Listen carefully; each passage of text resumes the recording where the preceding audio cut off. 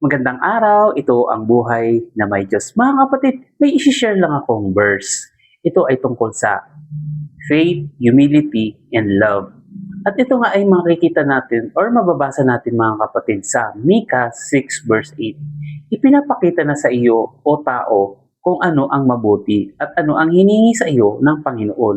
Ang gumagawa ng matuwid, ang iibigin ng kagandahang loob at ang lumakad na may kababaang loob kasama ng iyong Diyos. Sabi ng Diyos, hindi lang siya interesado sa mga panlabas na gawain, kundi sa uri ng pamumuhay mo araw-araw. At unang-una mga kapatid, at eto na nga yun, yung faith, pananampalataya.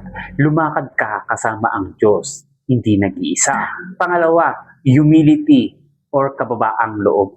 Hindi mataas ang tingin sa sarili at marunong magpakumbaba. Pangatlo, love, pag-ibig at kagandahang loob. Marunong kang umunawa at gumawa ng mabuti sa iba. Hindi mo kailangan maging sikat o perpekto. Ang gusto ng Diyos, tamang puso, tamang gawa, tamang lakad, kasama siya.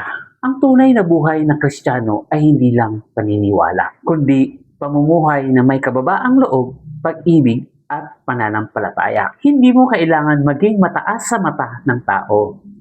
Ang mahalaga, ikaw ay tapat sa mata ng Diyos. Kaya sa bawat hakbang mo, lumakad ka ng may pananampalataya at kababaang loob at pag-ibig sa Diyos at sa kapwa.